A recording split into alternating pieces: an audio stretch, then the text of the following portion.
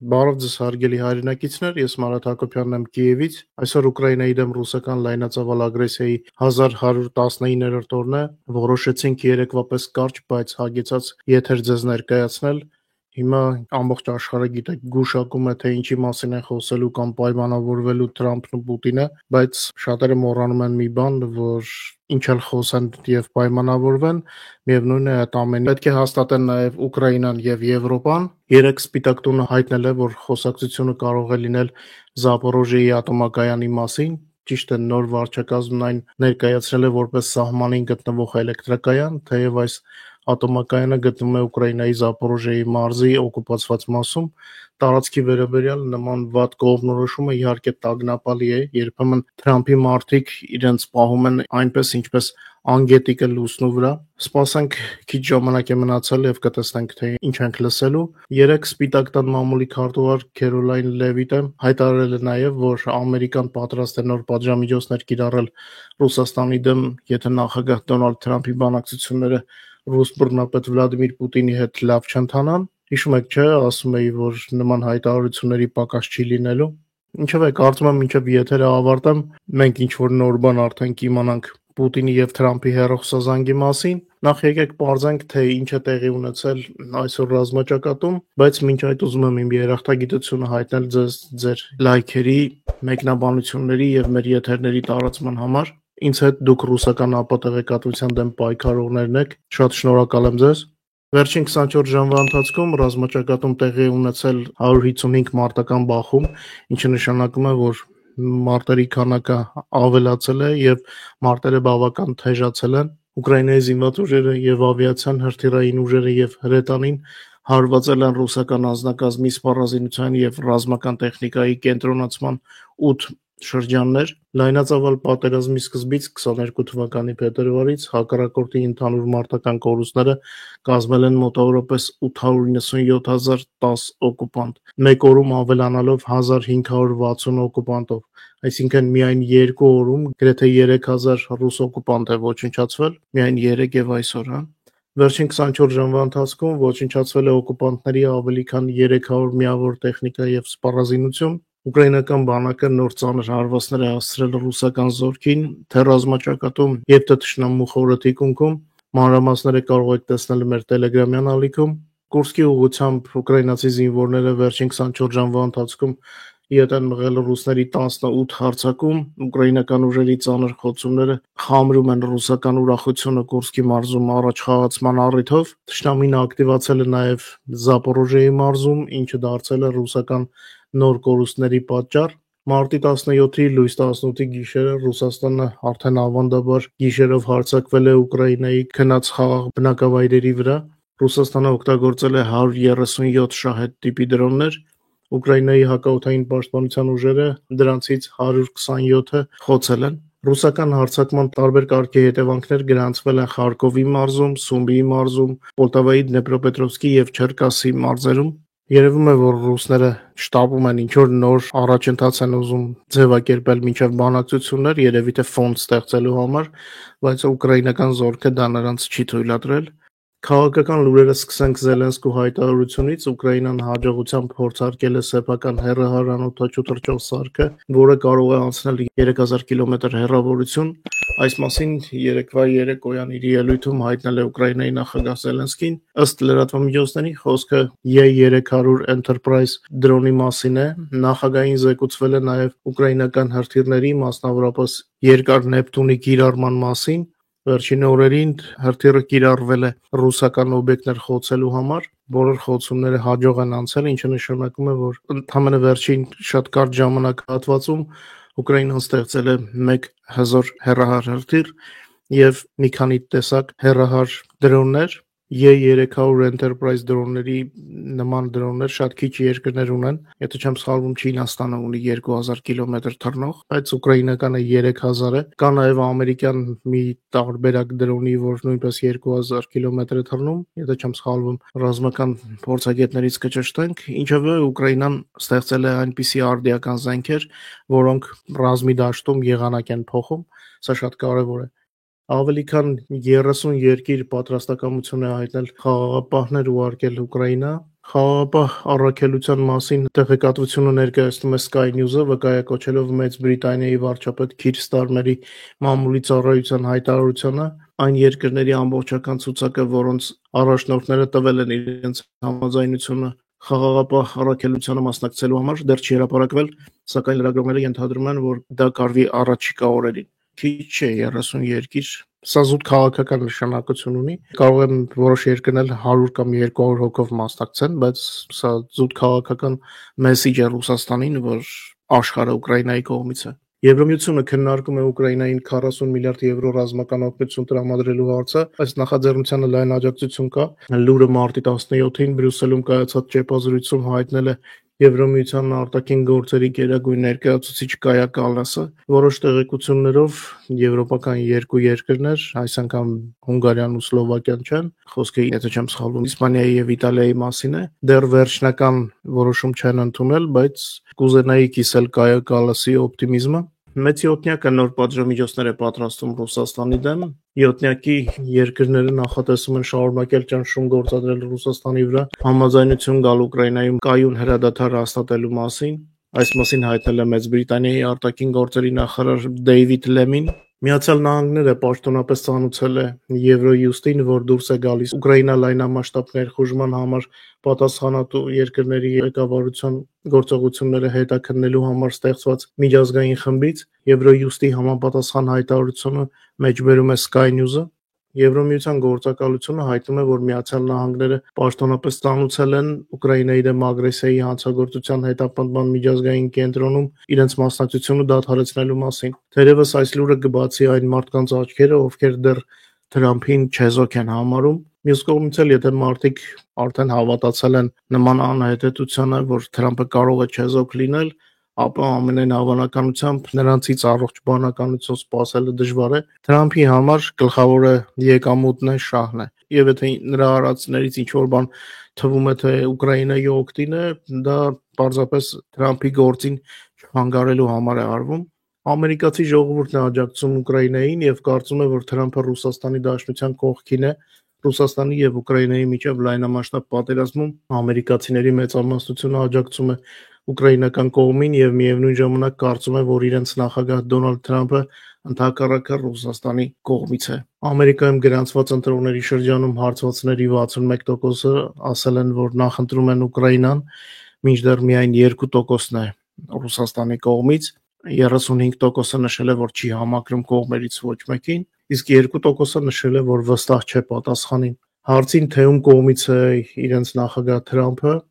49%-ը նշել է Ռուսաստանի անունը, 40%-ը պատասխանել է, որ Թրամփը ոչ ոքի կողմից չէ, իսկ 8%-ը կարծում է, որ Թրամփը Ուկրաինայի կողմից է, եւս 3%-ը ասել են, որ վստահ չեն, որ գիտեն պատասխանը։ Այսինքն նույնիսկ Ամերիկայում այն մասին, որ Թրամփը կարող է Ուկրաինայի կողմից լինել, հավատում է ընդամենը 8%։ Թե չէ օրերս մեկը Չարենցավանից ինձ գրել էր, թե բա պետք է երախտապարտ լինեմ Թրամփին, չհարցրեցի ինչի համար, նման կերպարներին արագ բլոկում ենք, որ մեր հարթակում մթնոլորտը չփոխտորեն։ Վերադառնալով հարցման տվյալներին, ասեմ, որ սա NBC News-ի հարցումն էր 1000 գրանցված ամերիկյան ընտրողների շրջանում եւ կայացվել է մարտի 7-ից 11-ը հեռախոսային հարցազրույցների եւ առցանց հարցման միջոցով։ Սխալների սահմանը 3%-ի մոտ է։ Երեկ Facebook-ում խոստացել էի անդրադառնալ թեմային, թե ինչպես կարող է Թրամփը օգնել Ռուսաստանին եւ ինչու են ռուսները նման հույսեր կապում Թրամփի հետ։ Դե որ ռուսական տնտեսությունը գրեթե ավերված վիճակում է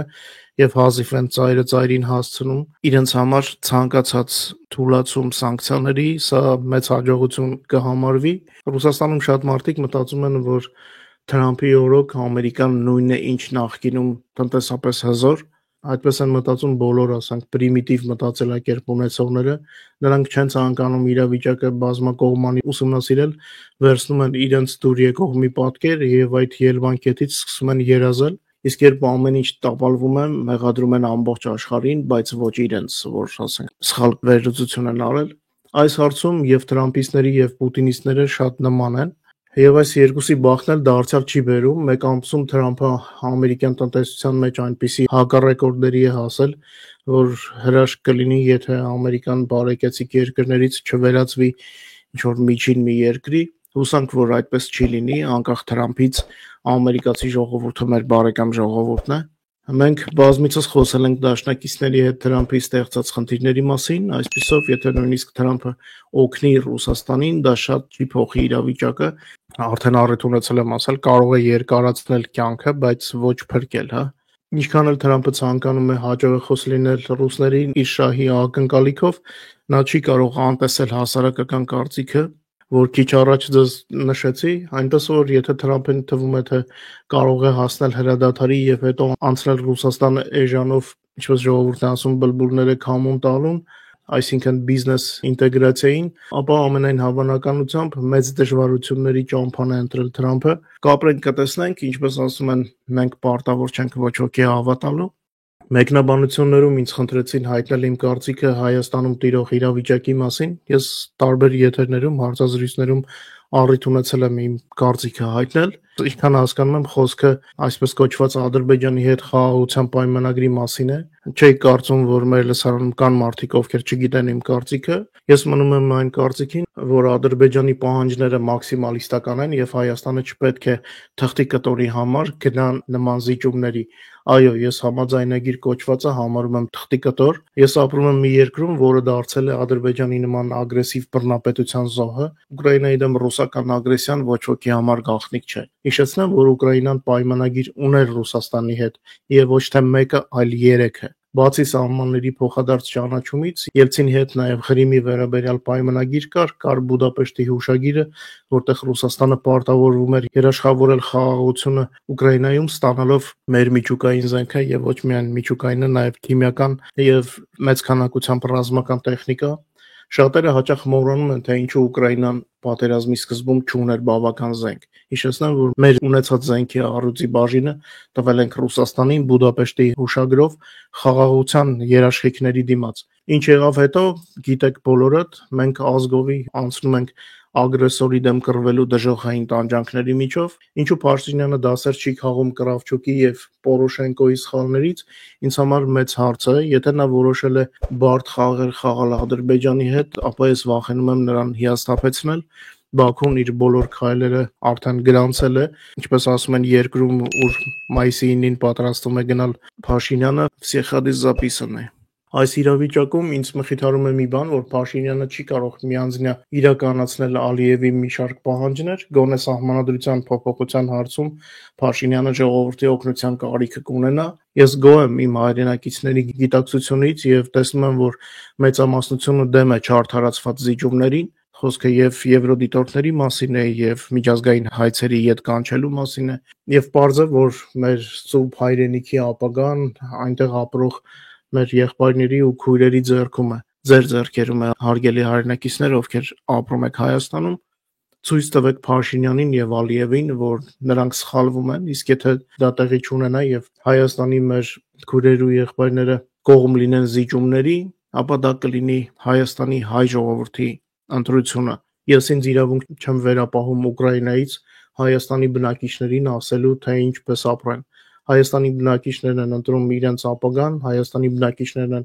հանրաքվեներում դժվար ընտրություն կատարում, դա հայաստանցիների որոշելիքն է։ Ես կարող եմ իմ փորձով կիսվել Ուկրաինայի օրինակը բերել, իմ կապերով կիսվել, խորհրդատվություն տրամադրել, բայց իրավունք չունեմ թելադրելու։ Ես Հայաստանի ծնունդ եմ, դա իմ հայրենիքն է, բայց ես արդեն 30 տարուց ավել է չեմ ապրում Հայաստանում։ Ես ինձ իրավունք չեմ վերապահի ասել Երևանում այսօր կամ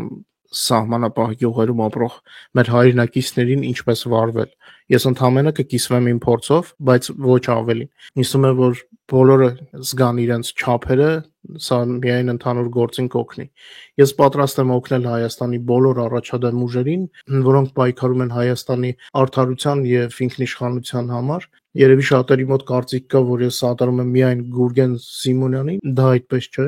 Ես բազմիցս ասել եմ, որ պատրաստ եմ սատարել նաև այլ քաղաքական գործիչների, իսկ մեր եթերում երևի թե տեսնում եք, որ միայն Գուրգեն Սիմոնյանը չի հյուր գալիս, հյուր են գալիս նաև այլ քաղաքական գործիչներ եւ ոչ միայն փորձագետներ, եւ ես մտադիր եմ ելի նոր քաղաքական գործիչներ հրավիրել, եթե տեսնեմ, որ վստահություն են ներշնչում։ Եվս մեկ թեմա, որ չեմ կարող շրջանցել, երեքշաբթի օրը մարտի 18-ին ռուսները սկսեցին տեղեկություններ տարածել, թե իբր Ուկրաինայի պաշտպանության ուժերը հարձակողական գործողություններ են սկսել Ռուսաստանի Դաշնության Բելգրադի մարզի սահմանին, թե իբր մտել են Բելգրադի մարզ։ Ուկրաինայի ազգային անվտանգության եւ պաշտպանության խորհուրդը հերքել է դա։ Ազգային անվտանգության եւ պաշտպանության խորհրդի ապատեղեկատվության հակազդման կենտրոնի ղեկավար Անդրեյ Կովալենկոն մեկնաբանել է ռուսների նման հայտարարությունները, մեջբերեմ իրենք հորինել են, իրենք հաղթել են, դա հաճախ է պատահում ռուսների հետ։ Նշեմ, որ Ռուսաստանի Դաշնության արևմուտքում գտնվող սահմանամերձ մարզերում ժամանակ առ ժամանակ ռեյդեր մեր կողմից իրականացվում են, հայերեն ռեյդը երևի թե արշավն է, եթե սխալվում եմ մեկնաբանություններում գրեք, խնդրում եմ։ Սակայն ռուսները սովորաբար լռում են իրական արշավների մասին, որովհետև վախենում են իրենց վերադասին զեկուցել, որ ուկրաինական զորքեր են մտել իրենց տարածք։ Հիմնականում իրական արշավները ռուսները լռությամբ են դիմավորում, իսկ այսօրվա ապատեղեկատվությունը ամենայն հավանականությամբ կապված է ապագա խոսակցության հետ Պուտինի եւ Թրամփի։ Շատ չերկարացնեմ, եթե Պուտինի եւ Թրամփի խոսակցությունից ինչ որ լուրջ հետևանքներ բխի, ապա հրատապ եթեր կանենք, եթե ոչ, ուրեմն վաղը մեր սովորական եթերը ձեզ կներկայացնենք։ Լավ երեկո եմ ձեզ մաղթում։